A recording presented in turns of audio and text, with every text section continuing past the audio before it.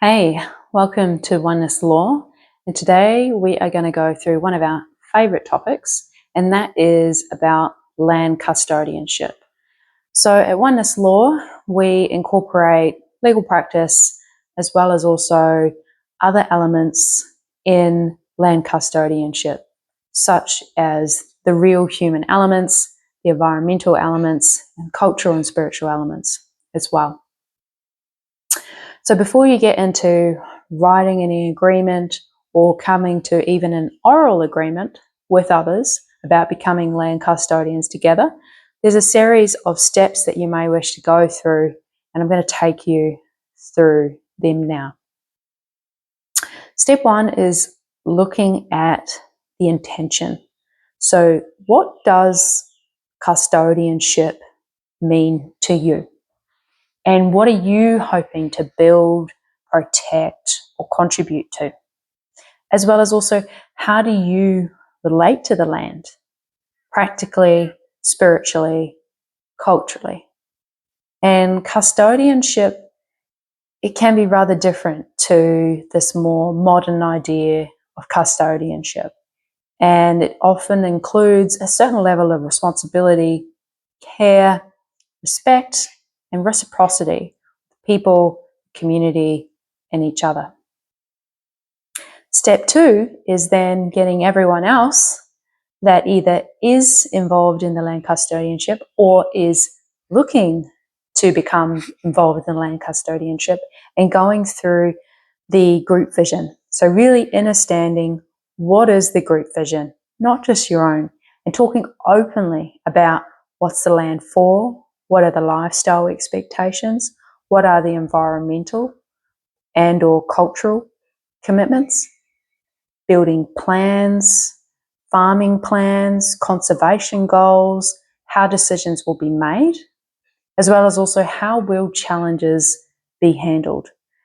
Alignment at this stage can save you years of confusion and or tension later. And if you got through this stage and it's not aligned, then you may wish to consider whether this is for you right now and or whether this group is best for you to put your time and energy towards. So if you've got through that, now you're looking at the next phase, which is structures and legal structures. So how can the land custodianship be held? Some of the common ones are joint ownership, company structures, trusts, cooperatives, community body corporates, and even hybrid approaches, which is a combination of what I've just expressed then. And each structure has its own variation of liability, decision making, what happens if someone leaves, and how will the land be used and protected. So at this stage, you do want to be engaging a solicitor and also an accountant and, if possible, a financial planner so that you can engage in the best structure that would potentially meet most of the needs of your potential land custodianship. And that's where the likes of myself would step in and go through that with you. I can't advise on accounting, and nor can we advise on financial planning, but we can take care of the legal aspects of the structure. So then you're looking at the other kinds of agreements. These are the kind of agreements that are talking about the rights and responsibilities of the custodians and of the land, the use of the land, the shared spaces, environmental practices, financial contributions, boundaries and expectations, processes for bringing in new custodians, and also exit pathways. So what if someone wishes to leave? And then you're moving on to the next phase, which is cultural respect and First Nations considerations. So if you are wishing to bring this into your land custodianship, this is a very important element to becoming land custodians of that land. And this is where you will need to get in contact with the local mob of the country in which you're on. Ideally speaking and having time with elders. However, if that's not the correct right way to engage them, then you'll need to learn as to how you can be more involved with the mob and what their processes are, so that you can someday be able to have these really important conversations with elders about that particular land. So you're looking at having really respectful consultations, learning about the country that you're on, understanding, or shall I say, understanding the cultural significance, and also integrating care practices that honour that local wisdom and knowledge. Now, moving on to the next step, which is communication. Now, if you haven't already picked up, this whole video has all been about communication.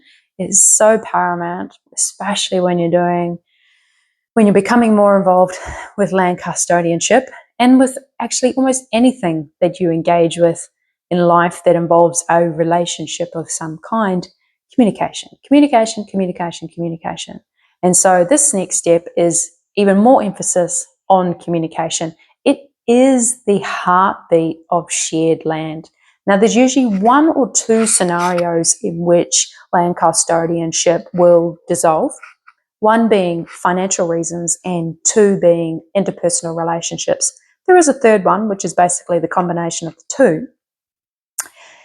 And so you can see why communication is just absolutely paramount. Without communication, the interpersonal relationships are not going to be healthy and stable. So having that communication is all about how often will you meet? How will decisions be made? How will concerns be raised? How will you hold space for disagreements? And how will you keep relationships healthy over time? You know, land projects really either succeed or fail on this interpersonal relationship aspect. And then the last step I wanted to go over with you is exit planning. So supporting from growth to exit and everything in between. You know, so it's considering what happens if someone's life circumstances change. That's always going to happen. Everyone's life circumstances is always changing. Maybe they're moving into another chapter in their life. Maybe there's been a death of someone that they know. Maybe they have died themselves. You know, these are all very real things that do happen, and you really do have to consider them and have discussions and even agreements about how this is all going to be handled. How shares or interests are going to be valued is another really important one. Whether the group will come in and be able to take over more of that responsibility, or the interest that the person is exiting will be leaving, or whether you will engage external custodians to then come in and join the land custodianship, or it could even be a combination of the both there. And then the other one is how to transition without destabilizing the community as well. You know, how do you make that transition as smooth as possible for everyone that is still living there, and then also the person that is exiting as well. You know, this isn't about expecting the worst, but it is about supporting each other through all stages of life. And if you neglect to have particular conversations because they feel confrontational or too challenging for you, then you may wish to consider whether land custodianship with others is really for you at this time. If you're not able to have very good, clear communication around almost any topic that you can think of, even if you don't know anything about it, just being able to have a clear communication of where you're at in regards to what you think, how you emotionally feel, then land custodianship is may not be that chapter for you to have right now. You know, and that's a real conversation that you have to have with yourself and with those around you as well.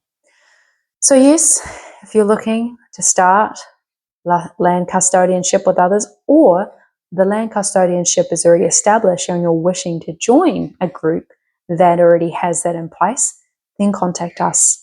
Our website is www.onennesslaw.com.au and our email address is info@onennesslaw.com.au.